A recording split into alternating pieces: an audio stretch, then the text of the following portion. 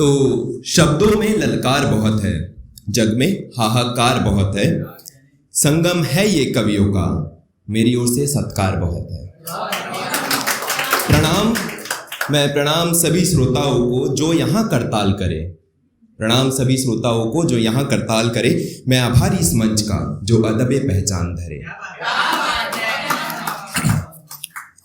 तो अभी विगत दिवस महाशिवरात्रि पर्व गया, उस पर मैंने कुछ कल्पनाओं को उकेरा कि वो जो मिलन रहा होगा माता गौरी और हमारे देवों के देव महादेव का, वो कुछ इस प्रकार रहा होगा कि देव सुर असुर बने आगंतुक वो दिवस में थे, नाग अक्षय सर्प दैत्य ये भी सारे वश में थे।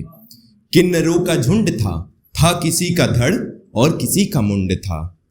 सूर्य था बारात में चंद्र शोभा बन खड़ा, तारे बिछे ते राह में स्वागत ब्रह्मांड जन खड़ा। भस्म लेप देह पर गले में मुंड माल थी, कंठ नील दर्श था और आंख लाल लाल थी। धन्यवाद।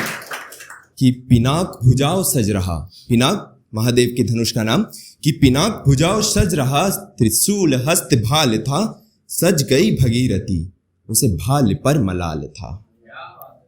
कांप रही थी धरा कैलाश मस्त निहाल था, खुल चुके थे केश देखो शिव का कैसा हाल था। धन्यवाद। कि सृष्टि पालक अग्रते, सृष्टि पालक हमारे विष्णु जी, कि सृष्टि पालक अग्रते ब्रह्म साथ चल दिए, झूम रहे ते श्रृंगी भृंगी भंग सारे मल पिए। नंदी सवारी भनकड़ा बिठाए प्रभु को जोश में, मद मदिरा पान हुआ न जाने कौन होश में। पहर थी मगन की शिव विवाह लगन की, मेल गौर शिव का और अग्नि साक्ष अगन की। चहु दिशाएं उमड़ पड़ी नभ भी बरस पड़ा, देखने को दृश्य ये ब्रह्मांड भी तरस पड़ा।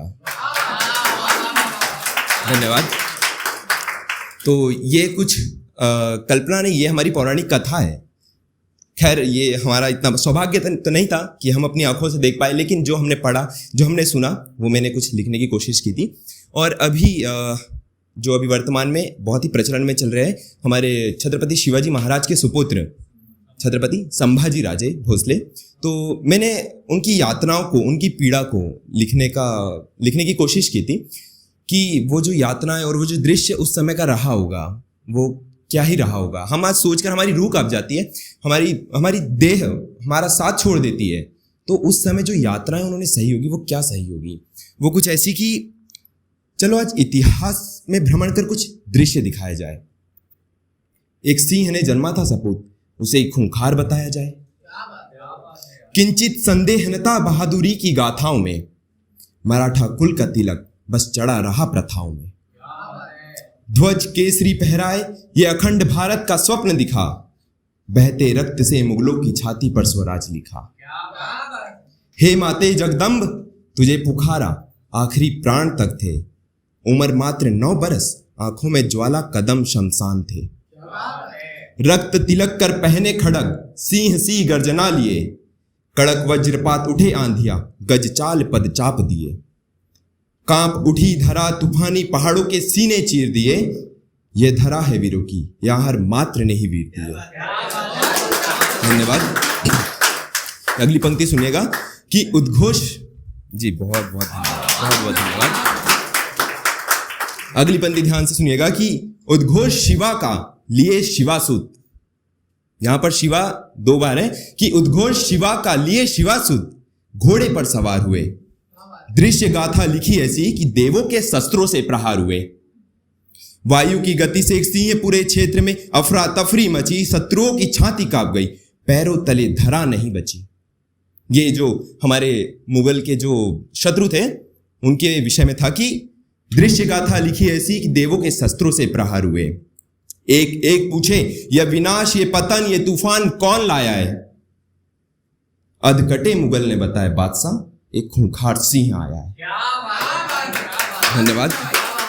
कि केश बड़े से मूंछ बड़ी, एक हाथ खड़क एक में कटार पड़ी, निर्भय चिरते हुए सेना वहां हर किसी की मृत्यु गड़ी।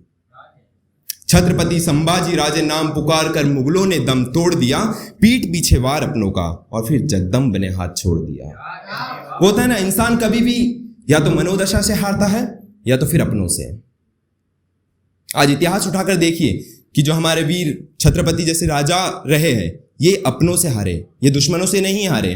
तो उस पर था कि निर्भय चीरते हुए सेना बाहर किसी की मृत्यु घड़ी, छत्रपति संभाजी राजे नाम पुकार कर मुगलों ने दम तोड़ दिया, पीठ पीछे वार अपनों का और फिर जगदम बने हाथ छोड़ दिया। अपनों की गति वीर सही, फिर भी चेहरे पर हताश न रही, छल का वो साक्षी हुआ और बस प्रिया मिलन की आस रही। अब जो यातनाएं थी जो संभाजी राजे ने सही थी, वो यातनाओं का वर्णन है कि सिंह सपूत के नाखूनों का भेदन हुआ और जंघा तोड़ दी गई। दिनों यातनाएं सही, स्वराज स्वप्न सहित, और दोनों आंखें फोड़ दी गई। किंतु कोई यातना न कोई कष्ट उसे झुका ना सके, आखिरी शब्द अधर पर स्वराज कोई रुका ना सके। वीर सपूत व ताव दिए मूछों पर, बस विराम हो गया। आज भी लहू में उबाल लाते, वो वीर ऐसा संग्राम हो गया। बहुत बहुत धन्यवाद। समय है ठीक है। तो मैं वैसे आज वीर रस की कविता पर आया था, लेकिन अब समय है तो मैं सोच रहा हूँ एक श्रृंगार और विरह का थोड़ा सा एक समन्वय है। बहुत बहुत धन्यवाद। तो श्रृंगार रस पर मैं कुछ अपनी पंक्तियों को पेश करूंगा। शीर्षक मैंने कुछ ऐसा लिखा था कि व्यथा। ये व्यथा है, दुर्दशा है, मनोदशा है, जो जितना बिखरा उतना ही धसा है। ये संदर्भ है उस बीते कल का कि ठोकर के बाद भी फिर उसमें फंसा है। तो प्रियतमा की सुंदरता को हम कैसे बखान कर सकते हैं, उसका वर्णन हम कैसे करेंगे? कुछ इस प्रकार की, मानो वो गंगा सी निर्मल काया, भीषण गर्मी में ठंडक सी छाया, मधु सरीखी बातें उसकी और सुगंध जैसे उपवन हो समाया। चीतल सी आंखें है उसकी, मृग जैसी है चंचलता। हिरण को देखा होगा हमने उछलते कूदते हुए, कि चीतल सी आंखें है उसकी, मृग जैसी है चंचलता। मैं बरगद सा असीम अडिग, वो बलखाती जैसे है लता। सूरज देख जो मुख बदले, सूरज देख जो मुख बदले, सूरजमुखी का फूल, कि सूरज देख जो मुख बदले, वो सजे है उसके कानों में, निहारे स्वयं को आंखों में मेरी, ऐसा शीशा कहाँ दुकानों में। कि भंवरे उसके पैरों में पायल की धुन को गाते हैं, भंवरे उसके पैरों में पायल की धुन को गाते हैं। कोयल भी है बेसुर बेसुध, जो कंगन सुर खनकाते हैं। मेरे अधरों पर अब शब्द नहीं, गरजते मेघ निशब्द नहीं, उसकी छवि निहारूं तब बस बारिश दरिया स्तब्ध नहीं। मैं लिखते लिखते रुक जाऊं, अगर वो एक झलक दिख जाए तो, मेरे अधर फिर बोल उठे, अगर वो सुनने को आए तो।